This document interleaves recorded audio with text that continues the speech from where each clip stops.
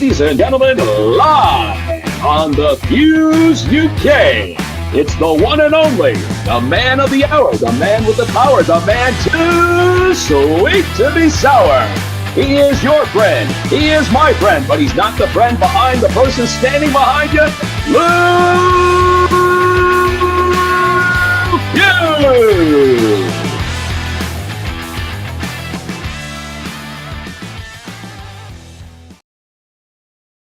Yes, people, what's happening? Nice one for coming back to the Fuse UK. It's much appreciated as always.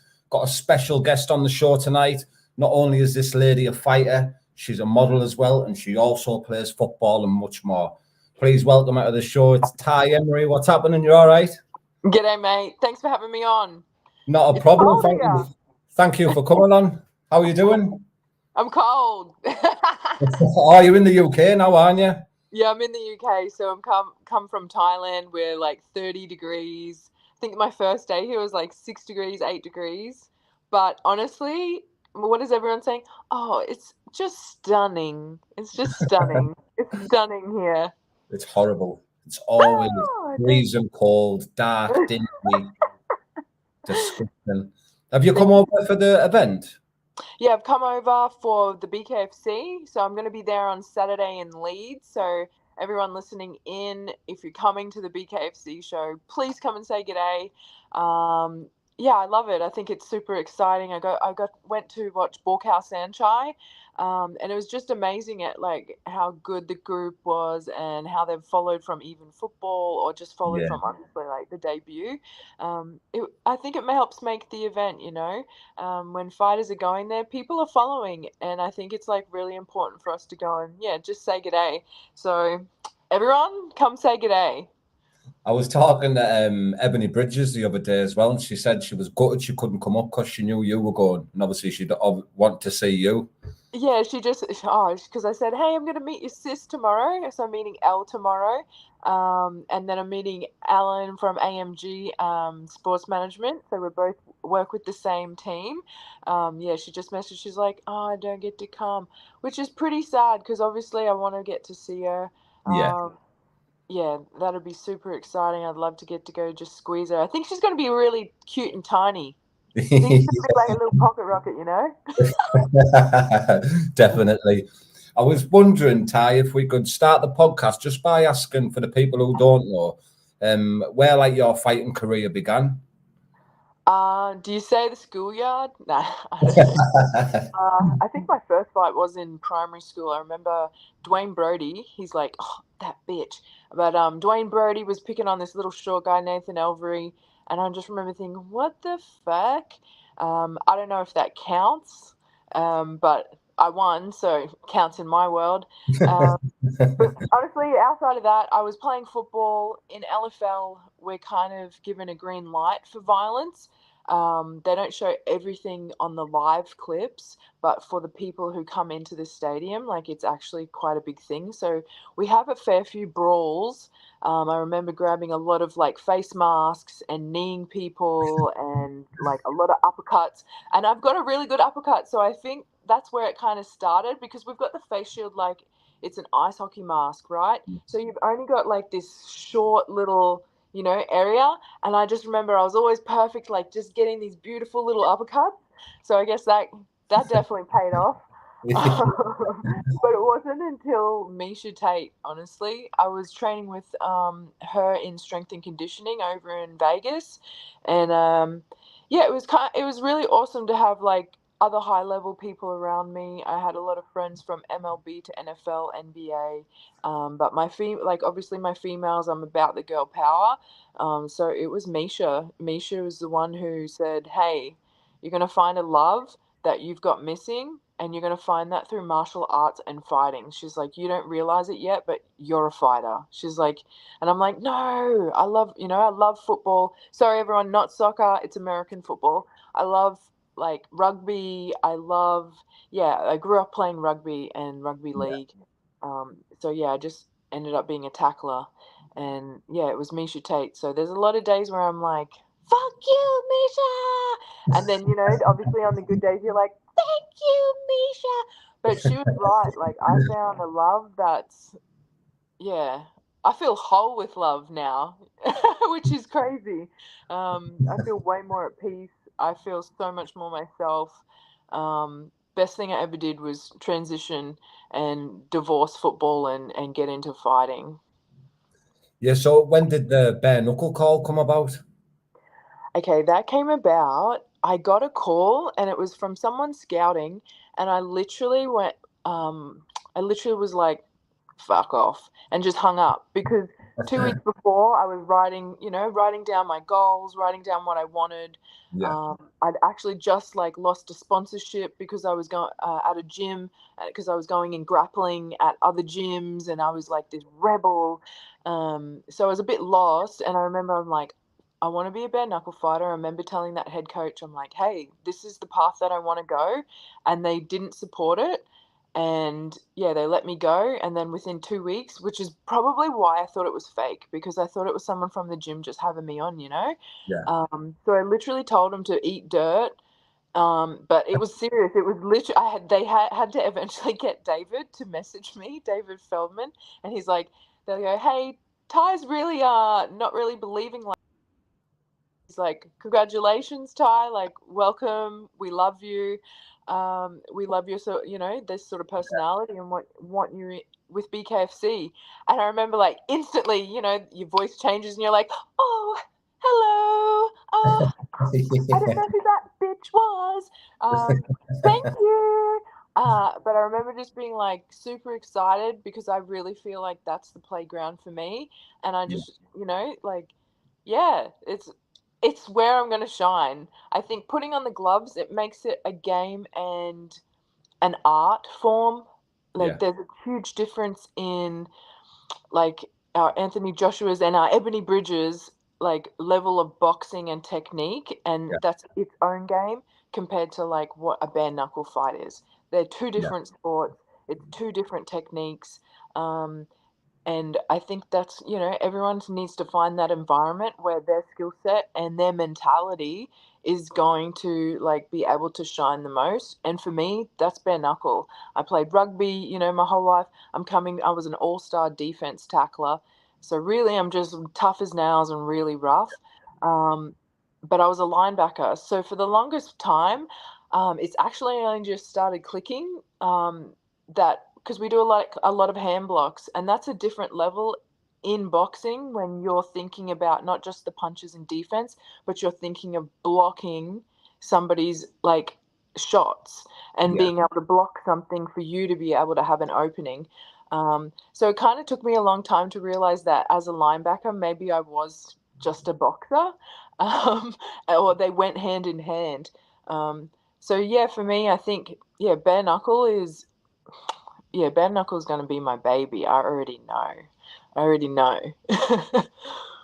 So when you had your first fight, your debut, in BKFC Thailand, you'd have to excuse me, by the way. I've got a little French bulldog and she's snoring in the background. And if I put her in another room, she'll start barking. No, mate, it's okay. I understand fur babies. My son Bubby is exactly the same. He's fine as long as he's like beside me or can see me. And if you just put him somewhere else, mate, they're the little brats because they know we love them and they know we'll listen. Yeah, definitely. But going into that fight, what were the nerves and all that like? Because it's different in having a fight when you actually going there for a fight. It's an organized fight. It's totally different, isn't it? It's totally different. It's totally different. Um, I'm lucky. I'd had two flow grappling amateur fights, Yeah, so MMA. So even that, I think that was a lot more stress on myself, just because it was my first amateur fight, and it was going to be like it's sitting there on flow grappling. Like yeah, that was for me a lot of pressure. Um, for BKFC, definitely, of course, I definitely felt a lot of pressure. I didn't have a set coach. I just had one of my training partners hold pads for me 2 times a day. And I kind of just did it all on my own. Same as the second fight, but obviously that's ended up, yeah, you can't go against Thailand on your own. I learnt that the hard way. But yeah, going into the debut, honestly, I don't think I was super set nervous. I just felt ready. Like there was just something so calm like the whole way through. Um, I'm pretty like OCD and I like things to be on time and I'm like a bit funny like that. Even just like getting to the stadium, I remember being like, we have to go now. Like thinking of it as if we're like flying to LAX. And so I'm a bit of a stress head when it comes to that. But once I kind of warmed up and I was out back, that's when I feel like everybody else around me got super nervous. And because it's getting starting to be real, I feel like I could just start to smell everyone else's fear. And I was like, okay, I can't touch you. I can't breathe near you. Like, Yeah. I am good. Get the fuck away from me. Like, it's go time. And I remember I was like, yeah, dance and stuff. And I'm like, I don't really want to dance on the way out because I just want to walk. Like, Yeah. I just want to be focused. And that's exactly kind of like what I felt. I just felt like calm, Yeah. which is what you should like need to be. I'm a like flip a switch and everything sort of changes, um, and which is pretty easy to see. I think playing like as a linebacker and in American football, we're very stop start. So there's very like, ah, we're on, and then boom, okay, TV commercial, So Yeah. I feel like even that sort of helped train me to know when to reserve and then when to kind of get fired up. Yeah. But going in the debut, I just knew that it was going to be perfection. There's just certain moments through the day. There was small like statements that kept getting made. I remember I heard it 3 times, and by the third time, I knew it. Someone come up and was like, "You're gonna change your life tonight," and I was like, "Wow, that's so weird," because that's what I've written like through my camp is I'm gonna change my life. I'm gonna Yeah. change my life. I'm gonna change my life. And then yeah, 2 more people come up and said it to me at random, and I'm just thought, I'm gonna change my motherfucking life tonight. Like I don't care. This is for everything. Yeah. Um, so yeah, I absolutely loved the debut. There's something about it, I think, afterwards where I could take more control in my own training. Just because one, we can't simulate, and we can never spar in bare knuckle. You get one shot, and you're learning on the job, and you better bloody learn fast. Yeah. And I Yeah. think yeah, you have to. But and I think that's where like some people figure out, hey, I need gloves, or I'm made for a different rule set. And Yeah. like for one, okay, Martina's had over 100 bloody Muay Thai fights, but she Yeah. got punched in the eye, and she said she goes, I've never felt that sort of pain, and I crumbled. Yeah. And that kind of shows you like even people with that sort of experience can't get themselves ready to be punched in the face with real fists. Um, so I pretty much yeah, I know me. I know me. I know that, mate. You can hit me with a Mack truck, but unless it's a bullet to the brain, like I'm not going down.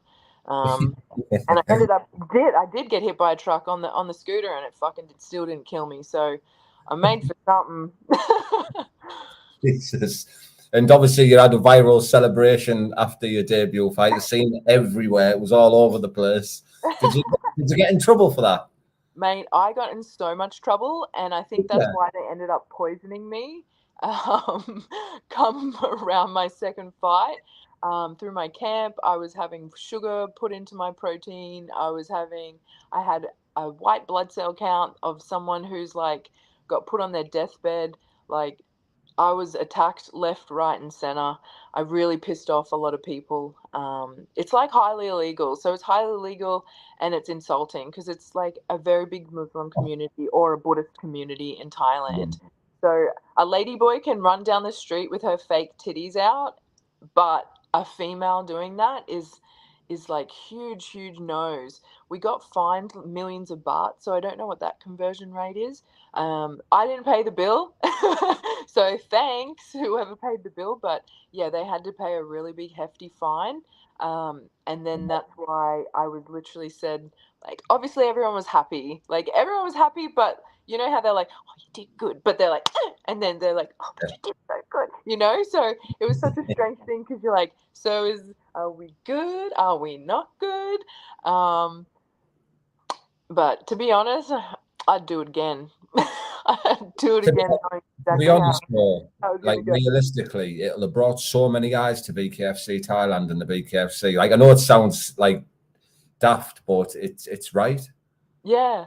People who didn't even know that BKFC like existed knew that now know it exists. So maybe that was my work, you know. I'm like, well, my work here is done. But it also got a lot of females like interested in in fighting in general too. I think people forget like each fighter is to me is like a mutant. Like each mutant, you can read a comic and someone's going to find themselves in one mutant along the way and they're going to fall in love with this one mutant. And I think that's the same for like fighters. So for me, I feel like I have a set crowd. You either love me or you bloody well hate me. Either way, I don't care. But for the people that I really do stand for, I know that it brought like, yeah, just more, yeah, like you said, it just brought way more eyes and just different. Like, I feel like I just exploded and my frequency just went worldwide. Like, I don't even think it was just internet. I think it went newspapers, radio, every platform and forum that we can think of. Like, yeah, I Even was on all the boxing forums everywhere, MMA pages. everywhere. Crazy. But you should Google it now because now it says that Daniela Hemsley was the first female to flash her boob. So thanks for stealing that one, Daniela. Take the spotlight, babe. Oh, is that the one who done it in that Misfits boxing? Yeah, the blonde. I was like, blondes always steal everything.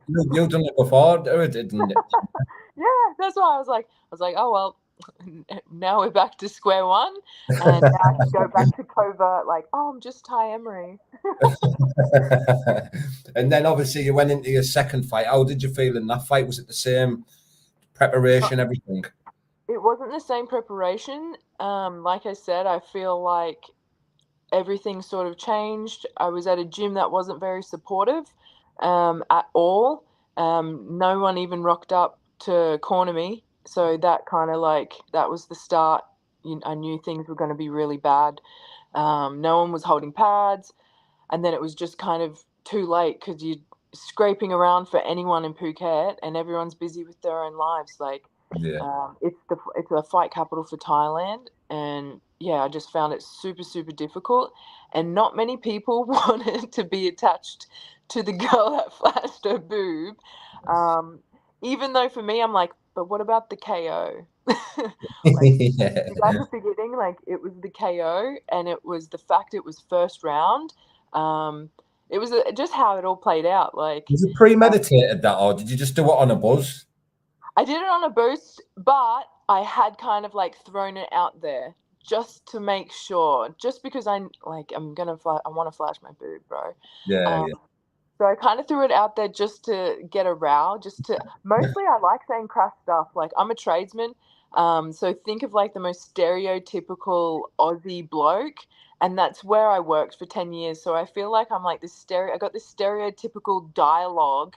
And way of thinking and acting, which helps because you can get along with the boys, you know. Yeah. And I don't know. I think that type of stuff's funny. I like that sort of dark humor. So yeah, when it kind of came to it, I didn't even think that I was. It just honestly, it flowed. Like everything flowed.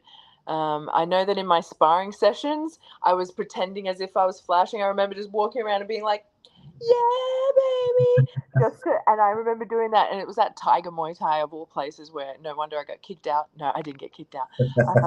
But just like to have a laugh, and everyone's like, "Oh my gosh, are you gonna do that?" And I was like, "I don't know, maybe. We'll see how it goes." But yeah, like I said, even though like everything went wrong in the second one, I'd still do it again. I don't even care. No one can take that moment away from me. It was the best feeling in the world.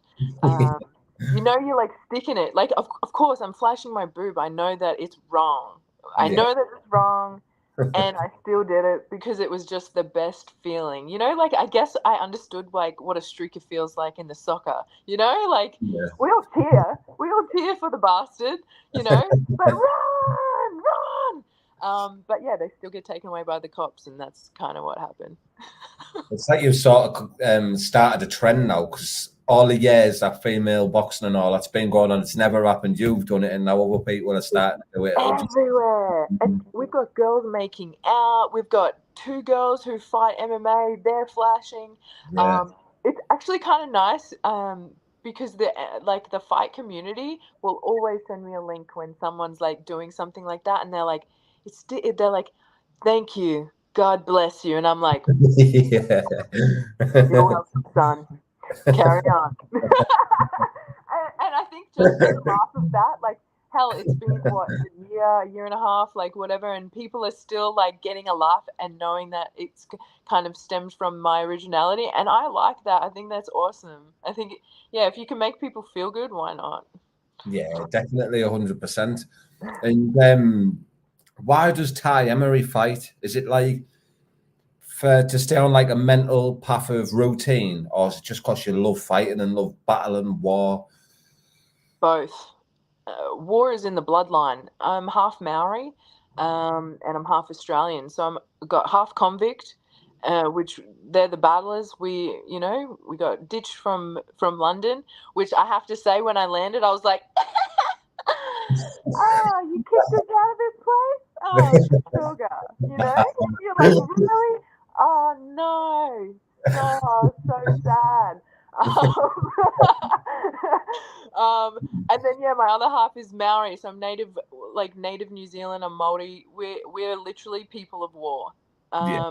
So when I did start, there was just I've had some crazy like spiritual moments for myself where it's almost like you're unlocking your own DNA, if that makes sense. Like, Yeah. people were like, "Wow, how long have you been doing that?" And I was like, "I've never done that before. I didn't even realize I could." Like, all of a sudden you're like flipping in the air and just doing these crazy movements. And I've never even done them before, but it's like locked inside you. So it's kind of crazy when you start doing what you should be doing, and what's like built in you, just how easy it kind of flows.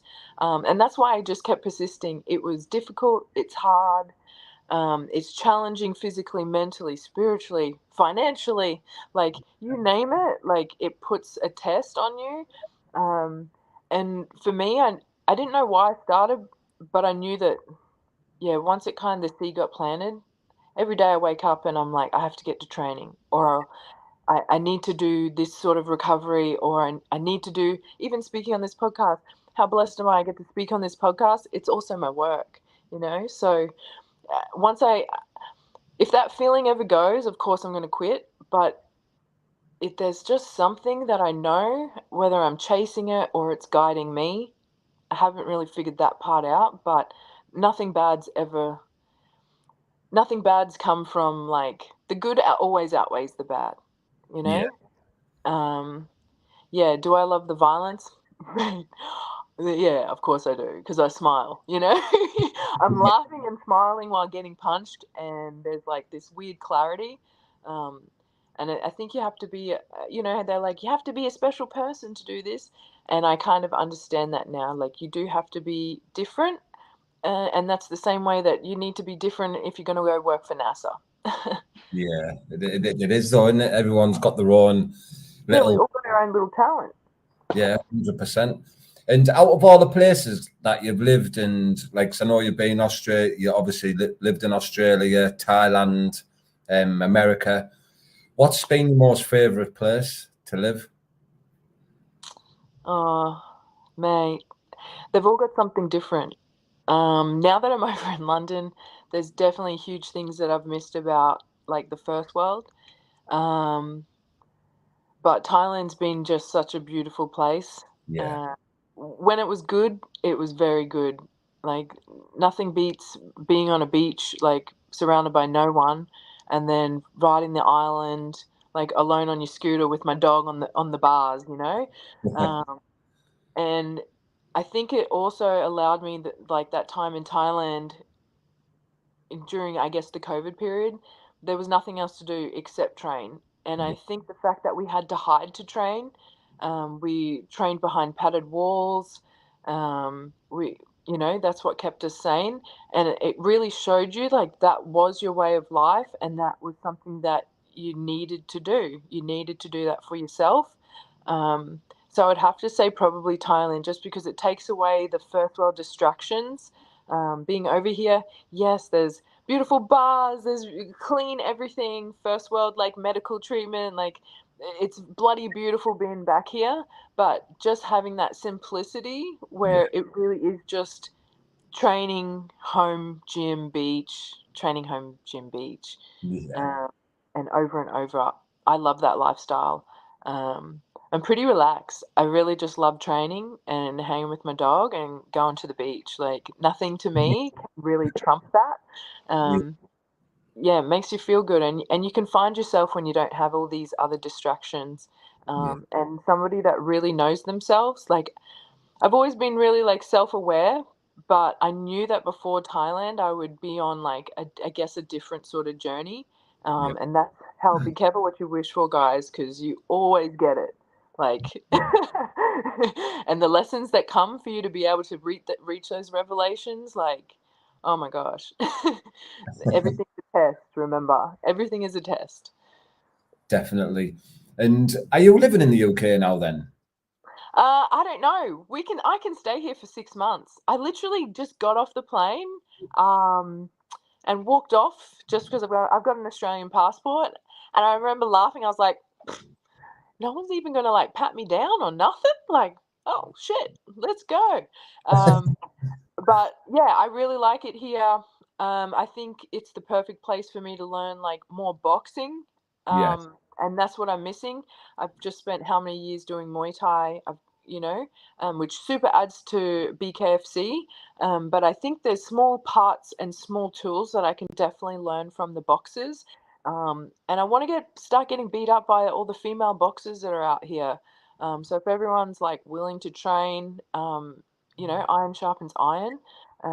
I'm a different sort of fighter. Obviously, my focus is bare knuckles, so no one needs to like get their knickers in a knot if they're winning and losing. But it's about learning.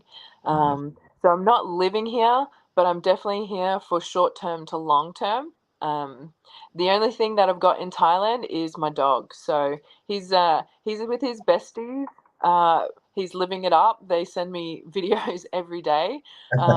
Chilling at the beach. So I'm just like, this motherfucker's got it good. Uh, so if I was going to be here long, long term, I just want to get my dog over. But for me, I think for now, yeah, the focus is just going to be boxing and different opportunities. I'm heading to Misfit this week. Also, guys, if you got Misfit, come say good day. I'll love that. Especially, I'd love that at a Misfit for someone to come up and be like, I love bare knuckle. I'd be like, yes, yes, you are my people.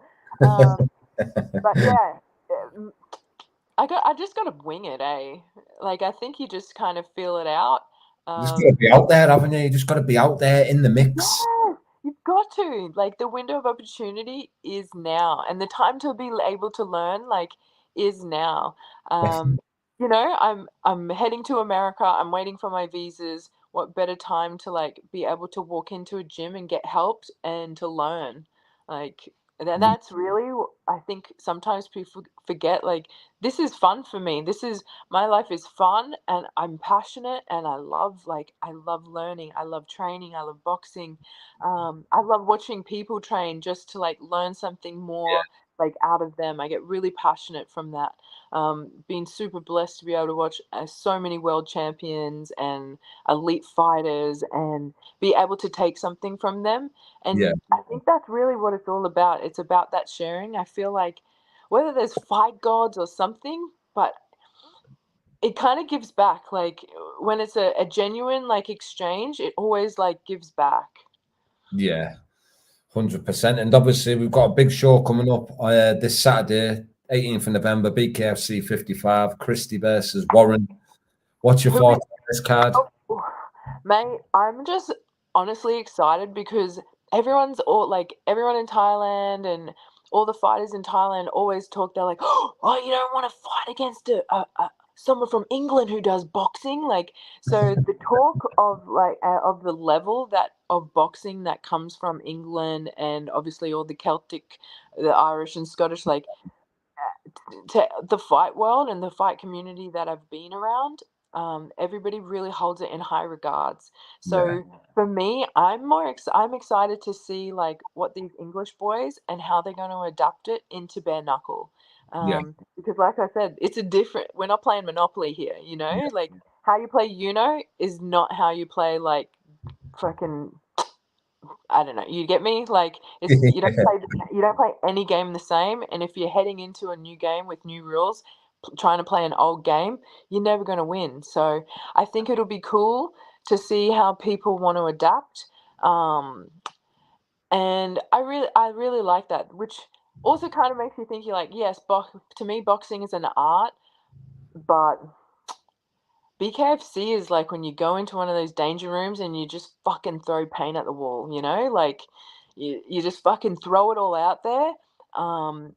And fighting is like such a beautiful expression of self. Like you can't fucking hide in there. You can't hide who you are. You No, can't hide if you're scared. You can't hide if you're feeling weak in that moment. Like you can't hide anything. And that's how you know, like there's never going to be art. You get me? Like boxing, you can see this beautiful puzzle and this art and this mastery of movements and steps and thought patterns and how they're both kind of using this like puzzle with each other, how they're playing chess. But in bare knuckle, it's such an evolving thing. You could fight someone one way and win, and then you try to fight that same way thinking you're going to win again, and you might not. Like yeah. you have to evolve and be unique in that moment, which is why I super love it. So for me, I'm excited to see which guys can kind of like adapt their boxing and be able to let go of the rule set that they have and just like let themselves fucking throw paint and blood at the wall. Yeah. For I me, always say, like, because the boxing, like, they're always training with other boxers, similar styles, and we're trying to work out that puzzle where, if you've seen in some of like recent BKFC fights, a boxer will go in just against a lad who's like a brawler, had a couple of MMA fights, and he'll lose because they're not used to them styles, them angles, exactly. and movements. It's different. You're going against a different like strikers. You're going against like other people can be successful in this because they're adapting and they're able to adapt and survive in that moment. Yeah. Um, Hell, I remember these Muay Thai girls. I had my headphones on. They come up, and for some reason, all of a sudden, I was in some sort of fight, and I just remember them being like, "If we were to fight," and I was like, "Oh yeah, here we go." And they're like, "You'd probably just take us down, wouldn't you? You know, because you do MMA." And I said, "No." I was like, "No. If we're gonna fight, I'm gonna take these gloves off. We're gonna go out to the car park, and I'm gonna fucking smash you into the fucking bitumen." You know, like, Yes. and there's a different sort of mentality. For the love of God, we didn't because they're Muay Thai fighters. They love their little rules. And to be honest, they could have just teeped the shit out of me, you know? Like, I would have kept running at them, but yeah, it's different. It's a different art. Yeah, it's totally different gravy. And I won't keep you too long. We've been on over half an hour now, but I've got a couple of more questions. What fighter would you like to fight, like in the USA, UK? Any ladies out there that you want to have a tear up with? Mate, everyone's always said Paige Van Zandt. I remember put my name in for the torch because I was trying to fight in London the original time. Yeah, Um, yeah, So for me, I remember I put my name in and I told David, I said, "Hey, she's your hot bitch now, but I'm your hot bitch for the future in this, for this division and for the women of BKFC." And I said, "I'm more violent and I'm gonna like bring way more than what she can for this specific sport." So I think she used to be like the dream for BKFC, but now you have to be honest, and I want the belt just like everybody else wants the belt. So you have to say Christine. I've got huge respect for her. She's been one of my friends for years. We literally started in MMA together. Um, so yeah, I've got the years. I've loved watching her sort of evolve. And I think yeah, the upcoming fight with her and Beck, mate. I hope they just let that rip because I want to see a winner. I don't want to see a stoppage, although a stoppage is still a win. yeah, I want to see them be allowed to like finish and one of them go, "You won." yeah. You Because get me? Like, it was making into a great fight, that wasn't it? I was. It was getting good. Um, so I think obviously you have to say that's the dream fight because Yeah, you're silly if you're coming into this saying you don't want the belt. You get me? Like, Yeah, of and course. hey, Christine said that by the time that I'm trying to chase for the belt and it's my time, she'll be long gone. So who knows who'll be holding it then? And I guess that has to like change into the new like dream. But I'd love any sort of crossover fight. I think they're interesting at the moment. And just like how you said, like even just going to the gym and watching boxers versus MMA guys, Yeah, um, and watching that sort of dynamic, I think that's interesting. I think it's awesome to have a brand new puzzle and a brand new animal in front of you that you just whoa. That sort of challenge excites me. So if anyone, I think someone threw out like for me to fight Ebony, and I was like, okay, for starters, she'll fucking I was like, she's a real boxer. You understand this, right? And real boxers can get brain damage. But well done. I feel like there's gonna start to soon be a lot of UFC girls who are gonna want to like have that transition over. And Yeah, I'm definitely ready to stick it to them to make sure that they realize that BKFC is not UFC. BKFC is its own. I'm super proud that my career is with BKFC. I love the fact that people know that this is my animal, especially coming from from the LFL. Like it's yeah, just like the perfect transition for me. I feel like they just kind of go hand in hand because at first glance nobody takes either seriously until they watch it, you know? yeah, And I love being able to change people's perspective on that. And I love being able to change that when I'm like in the gym as well. People realize just how professional I am.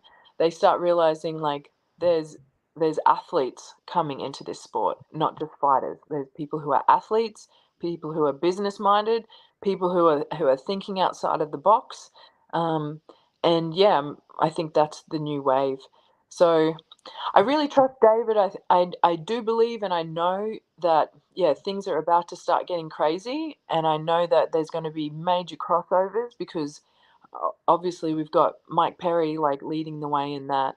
yeah. And then even just to have Conor McGregor like enter the ring, I people know. went fucking maniac over that. I So, know. yeah, people know that like these crossovers or one offs are bound to happen, and the women's division is going to be getting deeper. So December 2nd, here in London, we've got the prospects for BKFC UK. One thing I want to do a shout out. Come on, ladies! Like, Yeah, come on down.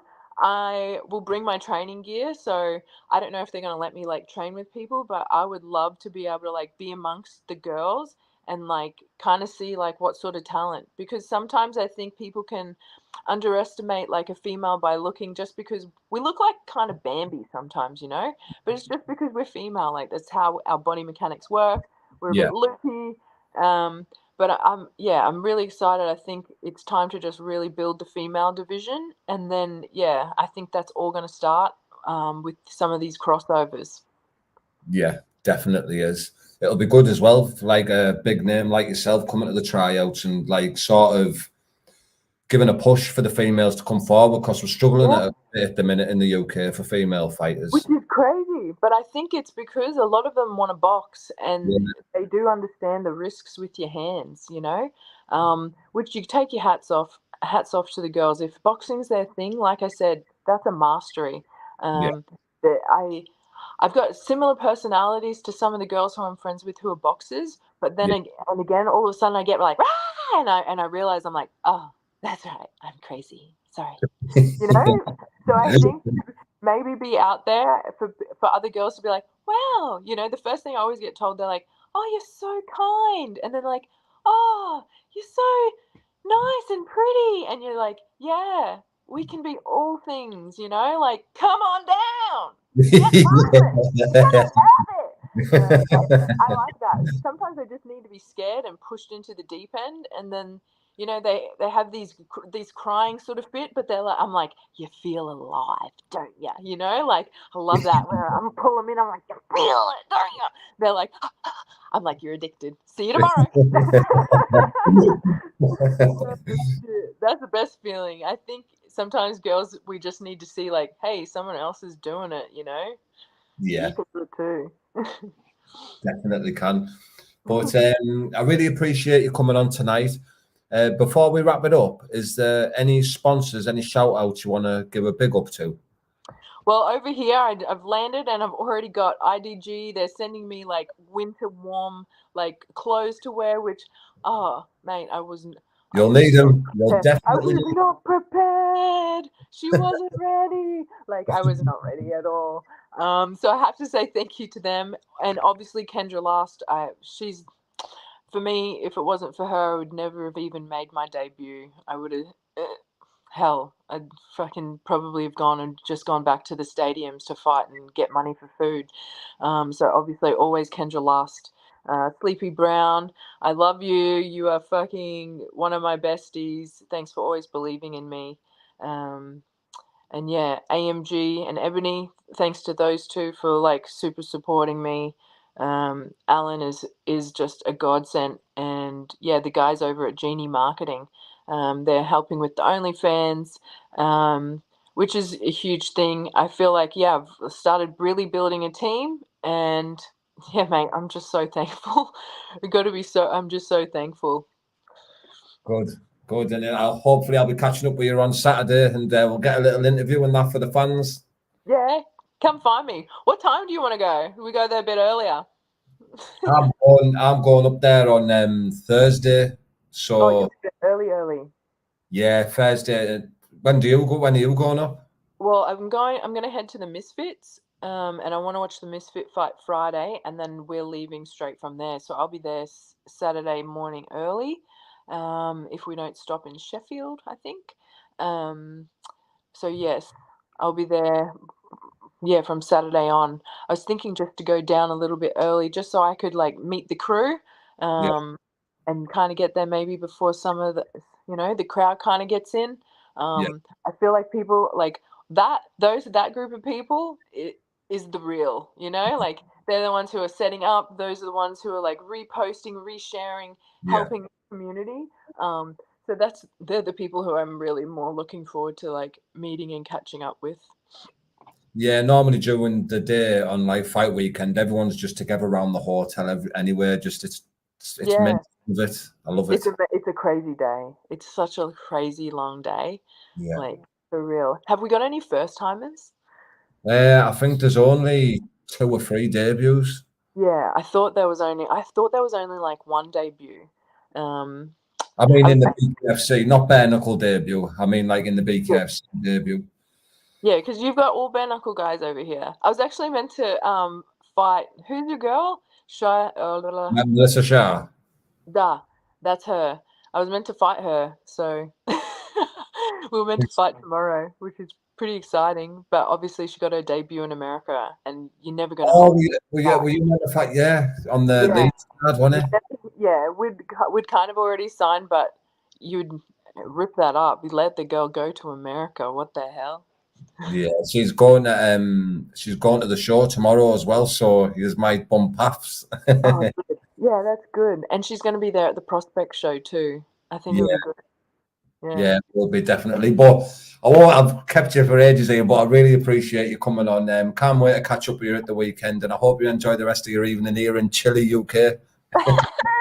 Cheers, mate. I'll see you Saturday. Yeah, no worries. Thanks again. See you soon. See you. Bye. Yes, people. Nice one for tuning in there. What a lovely lady. Min podcaster, class story, and hoping she can get some big fights coming up in the BKFC. Do you know what else I hope she does as well?